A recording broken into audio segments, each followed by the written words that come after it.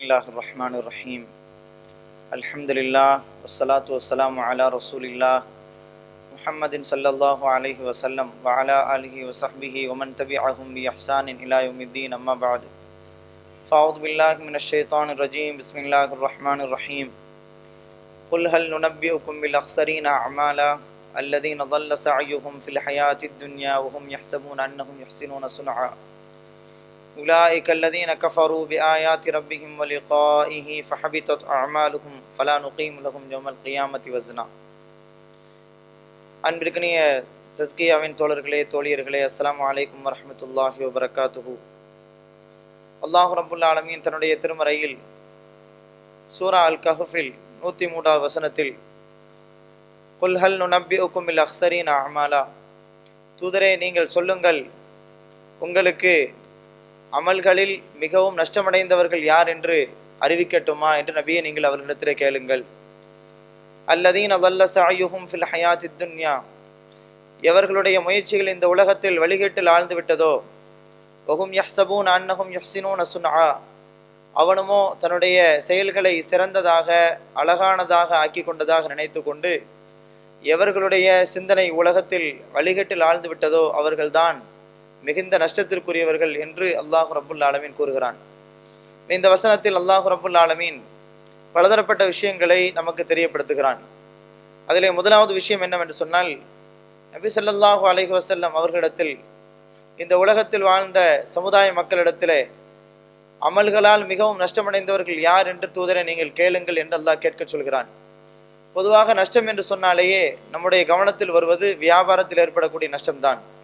வியாபாரத்தில் ஒருவர் பொருளாதாரத்தை முதலீடு செய்து அந்த முதலீடுக்குரிய லாபம் அவருக்கு கிடைக்காமல், அந்த முதலீடும் அவருக்கு கிடைக்காமல் போய்விட்டது என்று சொன்னால் ஒரு கட்டத்தில் அவர் நஷ்டத்திற்குரியவராக அறிவிக்கப்பட்டு விடுவார். நஷ்டம் என்று சொன்னாலே வியாபாரத்தில் ஏற்படக்கூடிய நஷ்டத்தை தான் நாம் எல்லோரும் நஷ்டம் என்று விளங்கி வைத்திருக்கிறோம். அதுவும் நஷ்டம்தான், சந்தேகம் இல்லை. ஆனால் வியாபாரத்தில் ஏற்படக்கூடிய நஷ்டத்தை பொறுத்தவரை ஈடு செய்யக்கூடிய நஷ்டம். ஒரு நாள் ஒருவர் நஷ்டப்பட்டு விட்டான் என்று சொன்னால் வாழ்நாள் முழுக்க அவன் நஷ்டப்பட்டு கொண்டே இருப்பான் என்று சொல்ல முடியாது. ஒரு நாள் நஷ்டப்பட்டவன் இன்னொரு நாள் சுதாரித்து கொண்டு அவன் என்னென்ன தவறுகளை எல்லாம் செய்தானோ அந்த தவறுகளை எல்லாம் சரி செய்து கொண்டு முன்னதை விட சிறப்பான முறையில் வியாபாரம் செய்தால் அவன் நஷ்டத்தை லாபகரமாக மாற்றிக்கொள்ள முடியும். அந்த மாதிரி மாற்றிக்கொண்டவர்கள் உலகத்தில் லட்சோப லட்ச மக்கள் இருப்பதை நாம் பார்க்க முடிகிறது. இன்னும் சொல்வதாக இருந்தால், குர்ஆன் ஷரீஃபிலே கூட அல்லாஹ் ரப்புல் ஆலமீன் இந்த உலகத்திலே உங்களுக்கு சில நஷ்டங்களை ஏற்படுத்தி பிறகு அந்த நஷ்டத்திற்கு யார் பொறுமையாக இருந்து அந்த நஷ்டத்தை எதிர்கொள்வார்களோ அவர்களுக்கு நன்மாராயம் கூறும்படியும் அல்லாஹ் ரப்புல் ஆலமீன் குர்ஆன் ஷரீஃபிலே கூறுகிறான். சூரா அல் பக்ராவில் குறிப்பிடும் பொழுது வலனபுலுவன்னக்கும் பிஷைஇம் மினல் ஹௌஃபி வல் ஜூஇ வனக்ஸிம் மினல் அம்வாலி வல் அன்ஃபுஸி வஸ்ஸமராத் வபஷிரிஸ் சாபிரீன், தூதரே இந்த உலகத்தில் நாம் பயத்தை கொண்டும் பசியை கொண்டும் பொருளாதாரத்தை நஷ்டப்படுத்துவது, உயிர்களை நஷ்டப்படுத்துவது, லாபத்தை நஷ்டப்படுத்துவதை கொண்டு உங்களை நாம் சோதிப்போம். யார் அந்த சோதனையில பொறுமையாளர்களாக இருக்கிறார்களோ அவர்களுக்கு நன்மாராயம் சொல்லுங்கள். வபஷிரிஸ் சாபிரீன், பொறுமையாளர்களுக்கு நன்மாராயம் சொல்லுங்கள். அவர்கள் எப்படிப்பட்டவர்கள் என்று சொன்னால், அல்லதீன இதா அஸ்ஸாபத்துஹும் முஸீபத்துன், அவர்களுக்கு ஒரு சோதனை ஏற்படுமானால் பாலு இன்னா லில்லாஹி வ இன்னா இலைஹி ராஜிஊன், நாம் அல்லாஹ்வுக்கே உரியவர்கள், அவன் அளவிலே மீண்டு செல்ல வேண்டியிருக்கிறது என்று அவர்கள் சொல்லுவார்கள். அப்போ அவர்களுக்கு கூட அல்லாஹ் ரப்புல் ஆலமீன் நன்மாராயம் கூறும் பொழுது உலாயிக அலைஹிம் ஸலவாத்தும் மிர் ரப்பிஹிம் வ ரஹ்மா, அவர்களுக்கு தங்களுடைய ரப்புடைய புறத்திலிருந்து அருள் இருக்கிறது, அல்லாஹுடைய கிருபை இருக்கிறது, அதை கொண்டு நீங்கள் நன்மாராயம் சொல்லுங்கள். உலாயிக ஹுமுல் முஹ்ததூன், அவர்கள் தான் நேர்வழி பெற்றவர்கள் என்று அல்லாஹ் குறிப்பிடுகிறான். அப்ப இந்த வசனத்தை நாம் பார்க்கும் பொழுது உலகத்தில் சில நஷ்டத்தை அல்லாஹ் ஏற்படுத்துகிறான் நம்மை சோதிப்பதற்காக வேண்டி. பொருளாதார ரீதியாக நம்முடைய குடும்பத்தில் இருக்கக்கூடிய உறுப்பினர்களை மரணிக்க செய்வதன் மூலமாக, பசியின் மூலமாக, பயத்தின் மூலமாக, நமக்கு கிடைக்கவிருக்கக்கூடிய லாபத்தில் வீழ்ச்சி ஏற்படுத்துவதன் மூலமாக, இப்படி பலதரப்பட்ட வகையில் அல்லாஹ் சோதனையை நமக்கு தருகிறான். அந்த சோதனையில் கூட நம்மால் ஜெயிக்க முடியும், அந்த நஷ்டத்தை கூட நம்மால் ஈடுகட்டி விட முடியும். அப்ப இதையெல்லாம் பார்க்கும் பொழுது உலகத்தில் ஏற்படக்கூடிய நஷ்டங்களை பொறுத்தவரை அவைகளெல்லாம் நம்மால் ஈடு செய்ய முடியாத அளவிற்குள்ள நஷ்டம் என்று சொல்ல முடியாது.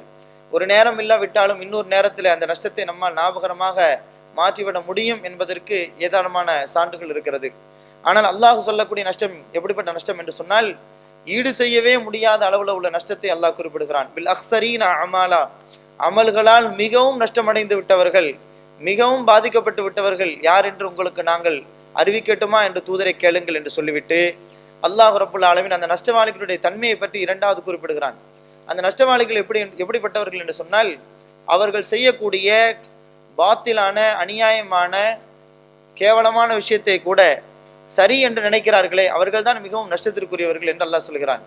நடைமுறையில சொல்வார்கள், தூங்கக்கூடியவனை எழுப்பிவிடலாம், தூங்குவதை போல நடிக்கக்கூடியவனை எழுப்பிவிடவே முடியாது என்று. அதே போல யார் தன்னுடைய கொள்கை சரியான கொள்கையா தவறான கொள்கையா என்று முடிவு செய்யாமல் இருக்கிறானோ, அல்லது சரியான கொள்கை எது என்று தேடி அலைகின்றானோ, அவரை நல்வழிப்படுத்தி விடலாம். ஆனால் எவன் தன்னுடைய கொள்கை அது தப்பான கொள்கையாக இருந்தாலும் கூட அதுதான் சரியான கொள்கை என்று விடாப்பிடியாக இருக்கிறானோ, அவனை ஒரு காலம் அந்த நஷ்டத்திலிருந்து நம்மால் வெளியே கொண்டு வர முடியாது, அவனை திருத்தவே முடியாது. ஏனென்று சொன்னால், அவன் பொதுத்தளத்துக்கு எப்பொழுதுமே வருவதற்கு தயாராக இல்லை. தன்னுடைய கொள்கையை அவன் மறுபரிசீலனை செய்வதற்கு தயாராக இல்லை என்னும் பொழுது அவனை நம்மால் மீட்டெடுப்பது என்பது சாத்தியமில்லாத ஒரு காரியம். எனவேதான் நபிகள் நாயகம் ஸல்லல்லாஹு அலைஹி வஸல்லம் அவருடைய தோழர்களில் ஸஅத் ரலியல்லாஹு அன்ஹு அவங்கள்ட்ட அவங்களுடைய மகனார் முஸஅப் ரலியல்லாஹு அன்ஹு கேட்கிறாங்க, குல் ஹல் உனப்பியுக்கும் பில் அக்ஸரீன அமாலா என்று அல்லாஹ் சொல்கிறானே, இந்த வசனத்திற்கு சொந்தக்காரர்கள் யார்? ஹாரிஜியாக்கள் என்று சொல்லப்படுகின்ற ஹரூரியாக்களா என்று கேட்கிறார்கள். அப்பொழுது ஸஅத் ரலியல்லாஹு அன்ஹு சொன்னாங்க, இல்லை, அவர்கள் யார் என்று சொன்னால் ஹுமுல் யஹூத் வன் நஸாரா, யூதர்களும் கிறிஸ்தவர்கள் தான் இந்த வசனத்திற்குரியவர்கள். யூதர்களை பொறுத்தவரை அம்மல் யஹூத், யூதர்கள் ஃபகதபு முஹம்மதன் ஸல்லல்லாஹு அலைஹி வஸல்லம், முஹம்மது ஸல்லல்லாஹு அலைஹி வஸல்லம் அவர்களை பொய்ப்பித்தார்கள், இவர் அல்லாஹ்வுடைய தூதர் இல்லை என்று சொன்னார்கள். எனவே அந்த கொள்கையிலே அவர்கள் உண்மையாளர்களாக இல்லாததன் காரணமாக அவர்கள் நஷ்டத்திற்குரியவர்களாக நாளை மறுமை நாளில் அல்லாஹ்வுடைய சமூகத்தில் நிப்பாட்டப்படுவார்கள். அவர்களை குறித்து அல்லாஹ் சொல்கிறான். அதே போல கிறிஸ்தவர்கள் அம்மன் நசாரா, கிறிஸ்தவர்கள் என்பவர்கள் ஃபகஃபரு பில் ஜன்னா, சுவனத்தை அவர்கள் நிராகரித்து விட்டார்கள். வகாலு, அவர்கள் சொன்னார்கள், லா தஆம ஃபீஹா வலா ஷராப, அங்கே எந்த விதமான உணவும் கிடையாது, எந்த விதமான பானம் கிடையாது என்று சொன்னார்கள். எனவே இவர்கள் இரண்டு பேர்களும் தங்களுடைய கொள்கையிலே தவறான கொள்கையுடையவர்களாக இருந்தாலும் அதுதான் சரி என்று நியாயப்படுத்தியதன் காரணமாக, அவர்கள் நம்பியதன் காரணமாக அவர்கள் வழிகட்டு போய்விட்டார்கள் என்று ஸஅத் ரலியல்லாஹு அன்ஹு அவர்கள் கூறியதாக புகாரியிலே 4359வது ஹதீஸாக பதிவு செய்யப்பட்டிருக்கிறது. ஆக நிதர்சனமாக நாம் பார்க்கும் பொழுது யூதர்கள் அவர்கள் வேதத்திற்கு சொந்தக்காரர்கள், அந்த வேதத்தை மாற்றி தாங்கள் மாற்றியது சரி, தாங்கள் கொண்ட கொள்கை சரி, ஈசா அலைஹிஸ்ஸலாத்து வஸ்ஸலாம் அவர்கள் அல்லாஹ்வுடைய குமார் என்று தங்களுடைய அந்த கூற்று சரி, அவர்களே கடவுளுடைய ஸ்தானத்திலே கொண்டு போய் நிறுத்தியது சரி என்ற கொள்கையில் இருந்ததனாலே அவர்கள் நிச்சயமாக நஷ்டவாளிகள், சந்தேகம் இல்லை. அதே போல யூதர்களும் நஷ்டவாளிகள் தான், முஷ்ரிக்குகளும் நஷ்டவாளிகள் தான், காஃபிர்களும் நஷ்டவாளிகள் தான். இவர்கள் எல்லோரும் மறுமை நாளில் மிகப்பெரிய வேதனையை சுவைப்பார்கள். இன்னும் சொல்வதாக இருந்தால் இவர்கள் மிகப்பெரிய நஷ்டத்திற்குரியவர்கள். ஏன் மிகப்பெரிய நஷ்டத்திற்குரியவர்கள் என்று நாம் சொல்கிறோம் என்று சொன்னால், மறுமை நாளில் விசாரணை நாளில் அவர்கள் எதை இழந்தார்களோ அதை பெறுவதற்குண்டான வாய்ப்பை அல்லாஹ் ரப்புல் ஆலமீன் வைத்திருக்க மாட்டான். அல்லாஹ் குர்ஆன் ஷரீஃபிலே சொல்கிறான், அவர்கள் எப்படிப்பட்டவர்கள் என்று சொன்னால், உலாயிக அல்லதீன கஃபரு பி ஆயாத்தி ரப்பிஹிம் வ லிகாஇஹி, இவர்கள் அல்லாஹ்வை நிராகரித்ததன் காரணமாக, அவனுடைய சந்திப்பை நிராகரித்ததன் காரணமாக அவர்களுடைய அமல்கள் எல்லாம் பாத்திலாகிவிடும். ஃபஹபிதத் அமாலுஹும் ஃபலா நுகீமு லஹும் யௌமல் கியாமத்தி வஸனா, அவர்களுடைய அமல்கள் எல்லாமே அழிந்து போய்விடும், அவர்களுக்காக வேண்டிய எதையும் நாம் நிறுக்க மாட்டோம் என்று அல்லாஹ் சொல்கிறான். காஃபிர்கள், முஷ்ரிக்குகள், யூதர்கள், இன்னும் எத்தனையோ பாத்திலான கொள்கையை உடையவர்கள் இந்த உலகத்தில் எவ்வளவு நன்மையான காரியங்களை செய்திருக்கலாம்.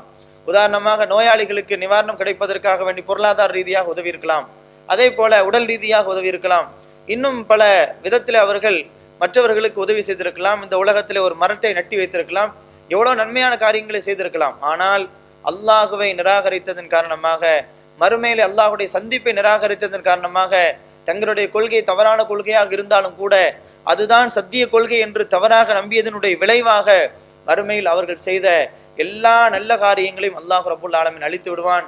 இன்னும் அவர்களுடைய அமல்களை நிறுப்பதற்காக வேண்டிய எந்த ஒரு நிறுவையும் அல்லாஹ் ரப்புல் ஆலமீன் ஏற்படுத்த மாட்டான். மறுமை நாளில் நிச்சயமாக அவர்கள் நரகத்திற்கு செல்வார்கள். மிகப்பெரிய நஷ்டவாளிகள் இவர்கள் தான். தங்களுடைய நஷ்டத்திலிருந்து மீள்வதற்குண்டான வாய்ப்பை கூட பெறாத மிக மோசமான நஷ்டவாளிகள் இவர்கள் தான் என்று அல்லாஹ் ரப்புல் ஆலமீன் சொல்கிறான். எனவே இது அவர்களுக்கு மட்டுமல்ல, முஸ்லிம்களாகிய நமக்கும் இது பொருந்தும். நாம் எந்த கொள்கை சரியான கொள்கையோ அந்த கொள்கையை ஏற்றுக்கொள்ளாமல் தவறான கொள்கையில விடாப்பிடியாக இருந்தோம் என்று சொன்னால் அதனுடைய தண்டனைகள், அதனுடைய குற்றத்திற்கு நாம் மறுமையில் ஆளாக வேண்டிய நிலைகளுக்கு தள்ளப்பட்டு விடுவோம். இல்லாமல் அல்லாஹ் ரப்புல் ஆலமீன் எது சரியோ அதை சரி என்று விளங்கி அதை செயல்படுத்துவதற்கும், மக்களுக்கு மத்தியில் பிரச்சாரம் செய்வதற்கும், எது தவறோ அதை தவறு என்று விளங்கி அதிலிருந்து விலகி இருப்பதற்கும், மற்றவர்களை விலகி இருக்கும்படி வலியுறுத்துவதற்கும் அல்லாஹ் ரப்புல் ஆலமீன் நமக்கு வாய்ப்பை தருவானாக என்று கேட்டுக்கொண்டு வார்த்தைகளை நிறைவுபடுத்துகிறேன். வாஹிரு தஅவானா அல்ஹம்துலில்லாஹி ரப்பில் ஆலமீன். அஸ்ஸலாமு அலைக்கும் வரஹ்மத்துல்லாஹி வபரகாத்துஹு.